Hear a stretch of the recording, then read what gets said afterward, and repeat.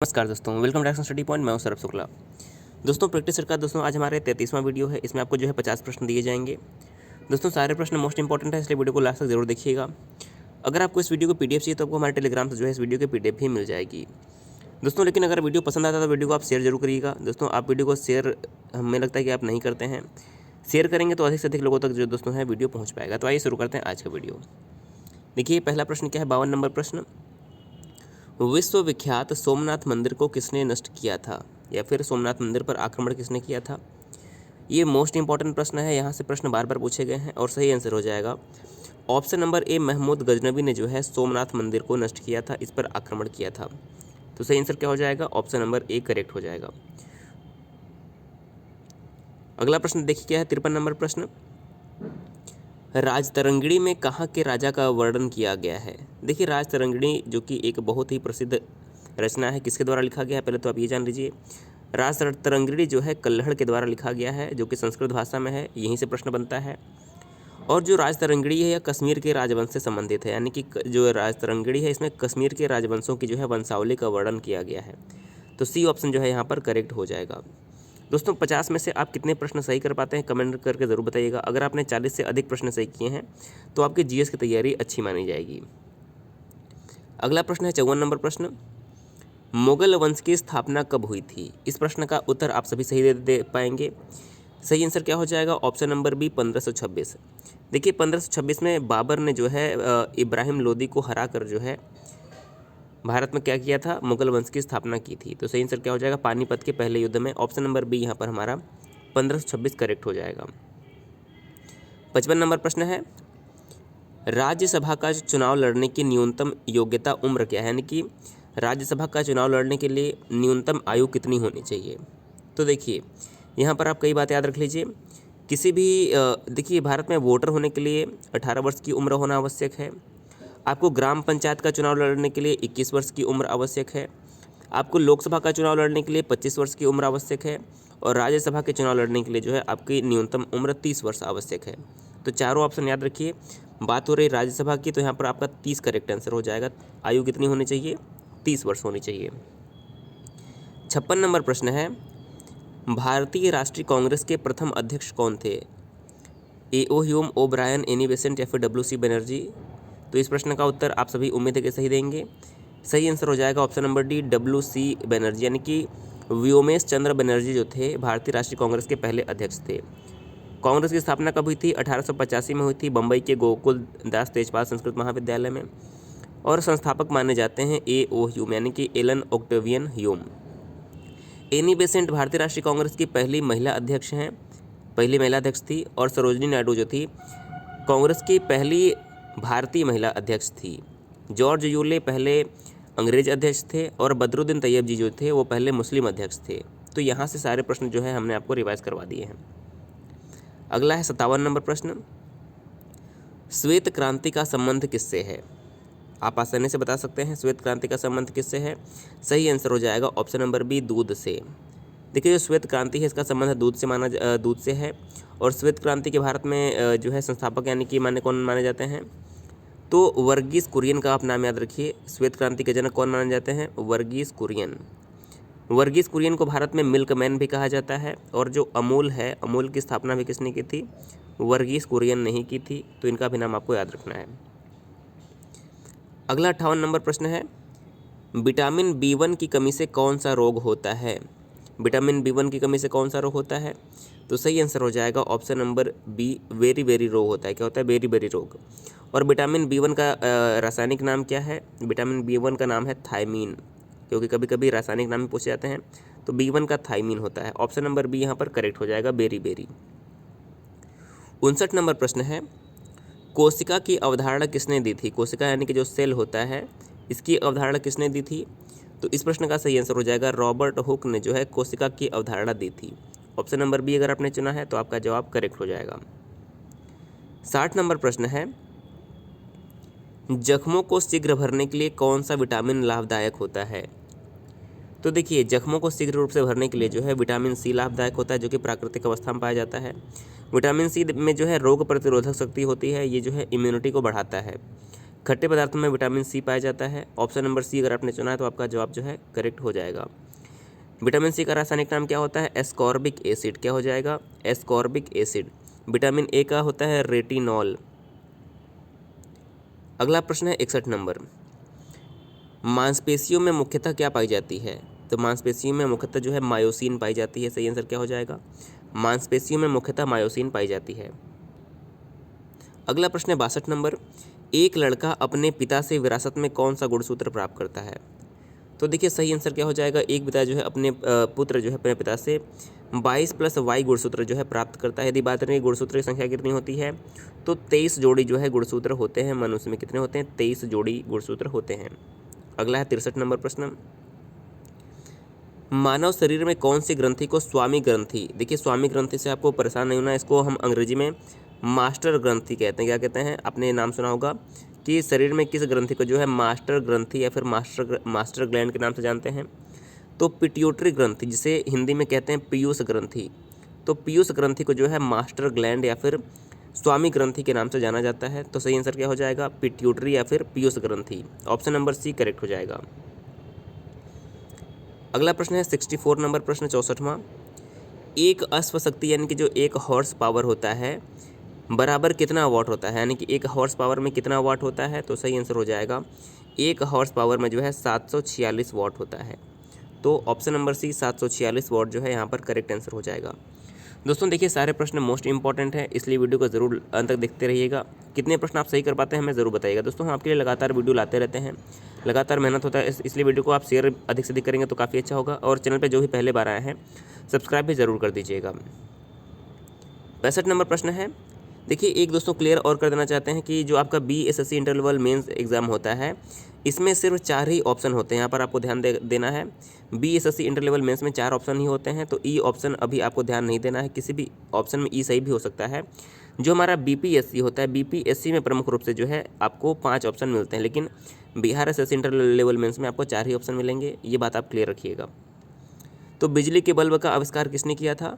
बिजली के बल्ब का आविष्कार किया था थॉमस अल्वा एडिसन ने। सही आंसर क्या हो जाएगा? Option number B Edison. 66 नंबर प्रश्न है। रेडियो धर्मिता की खोज निम्नलिखित में से किसने की थी? यानी कि रेडियो एक्टिविटी की खोज किसने की थी? ये भी प्रश्न एग्जाम में आया हुआ है। सही आंसर हो जाएगा हेनरी बेकुरल। हेनरी बेकुरल ने जो है रेडियो धर्मिता की खोज की थी। ऑप्शन नंबर सी यहाँ पर करेक्ट हो जाएगा। 67 नंबर प्रश्न है। अंतरिक्ष में अपना पहला यान किस देश ने भेजा था? तो देखिए यदि यान भेजने की बात की जाए तो सोवियत संघ आपका सही आंसर हो जाएगा। और यदि बात की जाए कि पहला मानव मिशन किसने भेजा था तो वो हो जाएगा अमेरिका। तो यहाँ पर बात हो रही है कि यान किसने भेजा था, तो ऑप्शन नंबर ए सोवियत संघ जो है करेक्ट हो जाएगा। अगला प्रश्न है 68 नंबर प्रश्न।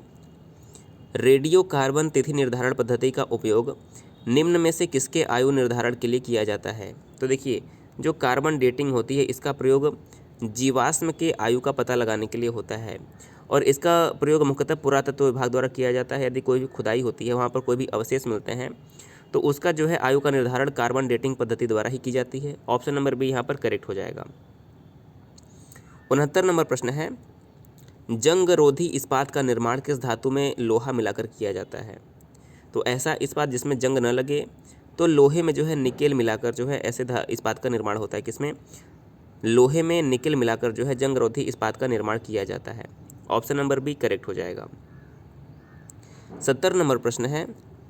कास्टिक सोडा का रासायनिक नाम क्या होता है? कास्टिक सोडा का रासायनिक नाम क्या है? तो ऑप्शन नंबर ए सोडियम हाइड्रोक्साइड जो है हमारा करेक्ट आंसर हो जाएगा कास्टिक सोडा का रासायनिक नाम। 71 नंबर प्रश्न है। इनमें से कौन प्रकृति में नहीं मिलता है? कोयला मिलता है, सोना मिलता है, ऊन मिलता है, लेकिन नायलॉन जो है यह प्रकृति में नहीं मिलता है। सही आंसर क्या हो जाएगा? ऑप्शन नंबर सी यहाँ पर करेक्ट हो जाएगा। 72 नंबर प्रश्न है। बिग बैंग सिद्धांत निम्नलिखित में से किसकी व्याख्या करता है? बिग बैंग सिद्धांत जिसे हम हिंदी में महाविस्फोट सिद्धांत कहते हैं, यह किसकी व्याख्या करता है? यह व्याख्या करता है ब्रह्मांड का उद्भव, यानी कि जो ब्रह्मांड का उद्भव होता है यह बिग बैंग सिद्धांत द्वारा जो है इसकी व्याख्या की जाती है। ऑप्शन नंबर डी यहाँ पर करेक्ट हो जाएगा। 73 नंबर प्रश्न देखिए क्या है। खुदा बख्श लाइब्रेरी कहाँ पर स्थित है? तो जो खुदा बख्श लाइब्रेरी है ये हमारा सही आंसर क्या हो जाएगा? ऑप्शन नंबर बी खुदा बख्श लाइब्रेरी बिहार की राजधानी पटना में स्थित है। अगर आपने बी चुना है पटना तो आपका जवाब करेक्ट हो जाएगा। 74 नंबर प्रश्न है, विधायक के लिए न्यूनतम आयु सीमा क्या है? विधायक बनने के लिए न्यूनतम आयु सीमा क्या है? तो विधायक यानी कि एमएलए या फिर एमएलसी बनने के लिए जो न्यूनतम सीमा होती है वो होती है 25 वर्ष। ऑप्शन नंबर सी यहाँ पर करेक्ट हो जाएगा। 75 नंबर प्रश्न है, भारत में मतदाता होने के लिए न्यूनतम आयु सीमा क्या है? तो मतदाता होने के लिए जो न्यूनतम आयु सीमा, ये आप सभी को पता है कि 18 वर्ष जो है न्यूनतम आयु होनी चाहिए भारत में मतदाता होने के लिए। तो ऑप्शन नंबर बी यहाँ पर करेक्ट हो जाएगा। 76 नंबर प्रश्न है, तो देखिए 76 नंबर प्रश्न पूछा गया है कि लता मंगेशकर किस राज्य की रहने वाली हैं? अब देखिए इस प्रश्न में आप कन्फ्यूज़न भी हो सकता है आपको। यदि पूछा जाए कि लता मंगेशकर का जन्म किस राज्य में हुआ था, तो आप यहाँ पर पहले याद रखिए कि लता मंगेशकर जी का जो जन्म हुआ था वो मध्य प्रदेश के इंदौर में हुआ था। कहाँ पर हुआ था? मध्य प्रदेश के इंदौर में लता मंगेशकर जी का जो है जन्म हुआ था। लेकिन यदि बात करें कि वो रहती कहाँ पर हैं, तो देखिए वर्तमान में रहती हैं महाराष्ट्र में। कहाँ पर रहती हैं लता मंगेशकर जी? वर्तमान में महाराष्ट्र में रहती हैं। तो इस प्रश्न का ऑप्शन नंबर ए महाराष्ट्र करेक्ट हो जाएगा। लेकिन यदि आपको अभी भी इस प्रश्न में कुछ भी बात लगती है तो आप कमेंट करके हमें बता सकते हैं। यदि जन्म की बात की जाए तो उनका जन्म जो है मध्य प्रदेश के इंदौर में हुआ था और वर्तमान में वो जो है महाराष्ट्र में रहती हैं। 77 नंबर प्रश्न है, ज्ञानपीठ पुरस्कार किससे संबंधित है? तो आप सभी को ये बात पता होगी कि जो ज्ञानपीठ पुरस्कार है यह साहित्य के क्षेत्र में दिया जाता है। किसके क्षेत्र में दिया जाता है? ज्ञानपीठ पुरस्कार साहित्य के क्षेत्र में दिया जाता है। ऑप्शन नंबर बी करेक्ट हो जाएगा। 78 नंबर प्रश्न है कि इनमें से भारत रत्न किसे मिला? तो देखिए इनमें से भारत रत्न किसे मिला, सही आंसर क्या हो जाएगा? देखिए भीमराव अम्बेडकर को भी मिला है, लता मंगेशकर को भी मिला है, जवाहरलाल नेहरू को भी मिला है, प्रधानमंत्री मोदी को ये नहीं मिला है। तो ऐसा प्रश्न हो सकता है कि आपकी परीक्षा में न आए, 3 ऑप्शन सही होने वाला।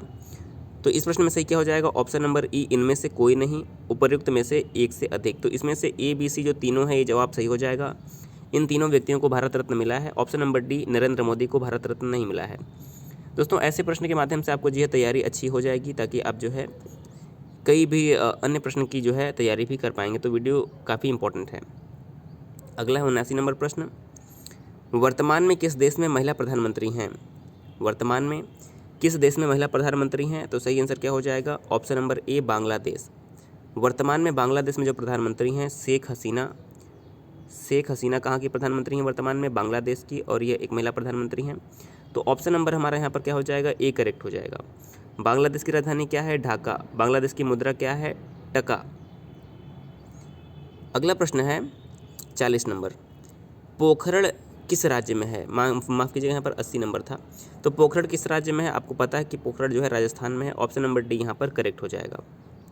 अगला प्रश्न है 81 नंबर प्रश्न, अजंता की गुफाओं का निर्माण किस काल में किया गया था?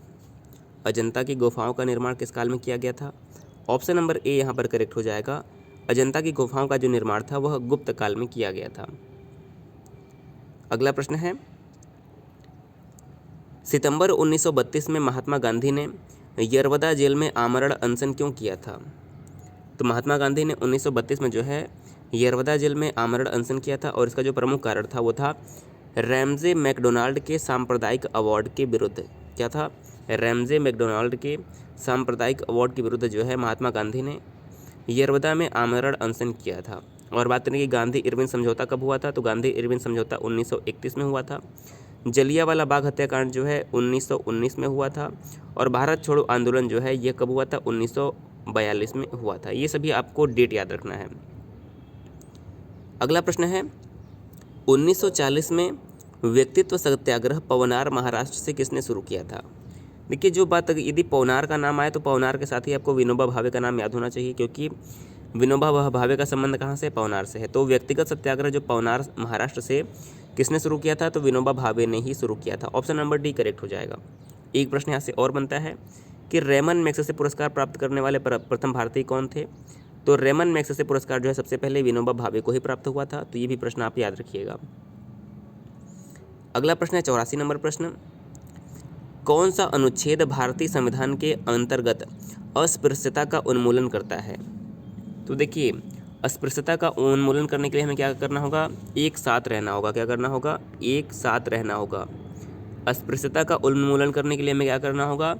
एक साथ रहना होगा। तो बस आपको याद हो गया, अस्पृश्यता का उन्मूलन कैसे होता है? एक साथ रहने से। तो एक साथ रहने से का मतलब अनुच्छेद 17 में जो है अस्पृश्यता का उन्मूलन किया गया है। आपको ये प्रश्न कभी नहीं भूलेगा, याद रखिए। अस्पृश्यता का उन्मूलन कैसे होता है? एक साथ रहने से, बिना भेदभाव के। अगला प्रश्न है 85, जैसे जैसे समुद्र तल से ऊंचाई बढ़ती है तापमान पर इसका क्या असर होता है? तो ये बात बिल्कुल स्पष्ट है कि तापमान ऊंचाई बढ़ने पर जो है तापमान घटता है। तो सही आंसर क्या हो जाएगा? समुद्र तल से ऊपर जाने पर तापमान घटता है। ऑप्शन नंबर बी यहाँ पर करेक्ट हो जाएगा। अगला प्रश्न है 86 नंबर प्रश्न, कॉनराड साड़ी जिसे मंदिर साड़ी के नाम से जाना जाता है किस राज्य के द्वारा तैयार किया गया है? तो जो कॉनराड साड़ी है यह तमिलनाडु द्वारा जो है तैयार किया गया है। सही आंसर क्या हो जाएगा? तमिलनाडु द्वारा तैयार किया गया है। अगला प्रश्न 87 नंबर प्रश्न, प्रधानमंत्री जनधन योजना के अंतर्गत किस प्रकार के डेबिट कार्ड का प्रयोग किया जाता है? तो प्रधानमंत्री जनधन योजना के अंतर्गत आप सभी को पता होगा मास्टर, वीजा, रुपए या फिर मेट्रो में से आप में से बहुत लोगों के पास होगा रुपए डेबिट कार्ड। तो प्रधानमंत्री जो जनधन योजना है उसमें रुपए डेबिट कार्ड का जो है प्रयोग किया जाता है। तो सही आंसर क्या हो जाएगा? Option number C. अगला प्रश्न है मानव कान कितनी हर्ट्ज तक की ध्वनि सुन सकती है? तो देखिए मानव कान जो है न्यूनतम 20 हर्ट्ज की ध्वनि सुन सकती है और अधिकतम जो है 20,000 हर्ट्ज की ध्वनि सुन सकती है। तो सही आंसर क्या हो जाएगा? न्यूनतम 20 हर्ट्ज और अधिकतम 20,000। तो इसमें क्या होगा? उपर्युक्त में से एक से अधिक। तो इसमें लिखा है कितनी हर्ट्ज तक की ध्वनि सुन सकती है? तो न्यूनतम 20 हर्ट्ज की ध्वनि सुन सकती है और अधिकतम 20,000 हर्ट्ज की ध्वनि सुन सकती है। तो ऑप्शन नंबर ई यहाँ पर करेक्ट होगा। 89 नंबर प्रश्न है कि इस्पात में कितना प्रतिशत कार्बन होता है? इस्पात में कितना प्रतिशत कार्बन होता है? तो सही आंसर हो जाएगा 0.1% से लेकर 2% तक जो है इस्पात में कार्बन होता है। 90 नंबर प्रश्न देखिए, विद्युत चुंबकीय तरंग को किस अन्य नाम से जाना जाता है? तो विद्युत चुंबकीय तरंग को जो है एक्स किरण के नाम से जाना जाता है। ऑप्शन नंबर ए करेक्ट हो जाएगा। और एक्स किरणों की खोज किसने की थी? तो रॉन्जन ने जो है एक्स किरणों की खोज की थी। अगला प्रश्न है, भारत द्वारा अंतरिक्ष में पहला मानव मिशन गगनयान परियोजना के तहत कब भेजे जाने की योजना है? तो भारत का जो पहला अंतरिक्ष मिशन है, मानव मिशन है गगनयान, इसे दिसंबर 2022 तक भेजे जाने की जो है योजना है। कब? दिसंबर 2022 तक भेजे जाने की जो है योजना है। ऑप्शन नंबर बी यहाँ पर सही हो जाएगा। 92 नंबर प्रश्न है, रॉस द्वीप का परिवर्तित नाम क्या है? तो रॉस द्वीप का जो परिवर्तित नाम है वो हो जाएगा नेताजी सुभाष चंद्र बोस द्वीप। तो सही आंसर क्या हो जाएगा? Option number D, Netaji Subhash Chandra Bose द्वीप करेक्ट आंसर हो जाएगा। अगला है 93 नंबर प्रश्न, भारत का 25वां हाईकोर्ट का निर्माण किस राज्य में हुआ था? तो भारत के 25वें हाईकोर्ट का निर्माण कहाँ पर हुआ था? झारखंड, उत्तराखंड, तेलंगाना या फिर मणिपुर? तो इनमें से कोई भी सही नहीं है। सही क्या हो जाएगा? इनमें से कोई नहीं। सही उत्तर क्या हो जाएगा? भारत के 25वें हाईकोर्ट का जो निर्माण था वो अमरावती में किया गया है। कहाँ पर? अमरावती, जो कि आंध्र प्रदेश की राजधानी हो जाएगी। तो अमरावती में जो है हमारे देश के 25वें हाईकोर्ट का जो है निर्माण किया गया है। तो अमरावती यहाँ पर सही आंसर हो जाएगा। अगला प्रश्न है, इनमें से कौन बिहार के मुख्यमंत्री रह चुके हैं? राजेंद्र प्रसाद नहीं रहे हैं, जगजीवन राम भी नहीं रहे हैं, जयप्रकाश नारायण भी नहीं रहे हैं, गोपाल सिंह नेपाली भी नहीं रहे हैं। तो सही आंसर क्या हो जाएगा? इनमें से कोई नहीं। 95 नंबर प्रश्न है, पटना स्थित गोलघर का निर्माण किसने करवाया था? तो जो पटना में गोलघर है इसका निर्माण लॉर्ड कॉर्नवालिस के शासनकाल में हुआ था। तो ऑप्शन नंबर डी यहाँ पर करेक्ट हो जाएगा। 96 नंबर प्रश्न है, इनमें से किसने बौद्धों को प्रोत्साहन दिया था? तो देखिए बौद्धों को प्रोत्साहन की बात हो तो अशोक ने भी बौद्धों को प्रोत्साहन दिया, कनिष्क ने भी दिया और हर्षवर्धन ने भी दिया, किंतु महापद्मनंद ने जो है बौद्धों को प्रोत्साहन नहीं दिया था। तो सही आंसर क्या हो जाएगा? उपर्युक्त में से एक से अधिक। ऑप्शन नंबर ई यहाँ पर करेक्ट हो जाएगा। अगला है, इनमें से क्या तुलसीदास के द्वारा लिखा गया है? रामायण। रामायण देखिए लिखा गया है वाल्मीकि के द्वारा। किसके द्वारा? रामायण वाल्मीकि के द्वारा लिखा गया है। महाभारत जो है वेद व्यास के द्वारा लिखा गया है। पुराण और वेद ये दोनों जो है ये भी तुलसीदास के द्वारा नहीं लिखे गए। तो सही आंसर क्या हो जाएगा? इनमें से कोई नहीं। तुलसीदास के द्वारा इनमें से कोई नहीं। अगर यहाँ पर ऑप्शन में रामचरितमानस होता तो रामचरितमानस किसके द्वारा लिखा गया है? रामचरितमानस जो है तुलसीदास द्वारा लिखा गया है। अवधी भाषा में जो है ये लिखा गया है। अगला प्रश्न है 58 नंबर प्रश्न, इनमें से क्या बालकों में तैयार किया जाता है? तो एल्युमिनियम जो है बालकों में तैयार किया जाता है। अगला प्रश्न देखिए 99 नंबर प्रश्न, बाबू जगजीवन राम का जन्म कहाँ पर हुआ था? तो बाबू जगजीवन का जन्म हुआ था, बाबू जगजीवन राम का जन्म बिहार में हुआ था। ऑप्शन नंबर बी यहाँ पर करेक्ट हो जाएगा। और आज का देखिए हमारा अंतिम प्रश्न क्या है। हमारा अंतिम प्रश्न है कि रणजी ट्रॉफी जो है फुटबॉल, रणजी ट्रॉफी पुरस्कार किस खेल के लिए दिया जाता है? तो रणजी ट्रॉफी जो है आप सभी को पता होगा, उम्मीद है कि क्रिकेट में दिया जाता है। सही आंसर क्या हो जाएगा? जो रणजी ट्रॉफी पुरस्कार है ये क्रिकेट के लिए जो है दिया जाता है। तो देखिए इस प्रकार से आपने 50 प्रश्न देख लिए। 50 में से आपने कितने प्रश्न सही किए कमेंट करके ज़रूर बताइएगा। अगर आपको वीडियो पसंद आया तो वीडियो को शेयर करना मत भूलिएगा। चैनल पे पहली बार आए तो सब्सक्राइब भी कर दीजिएगा। यदि आप कोई अन्य प्रश्न पूछना चाहते हैं कमेंट करके तो हमें पूछ सकते हैं। वीडियो देखने के लिए बहुत बहुत धन्यवाद।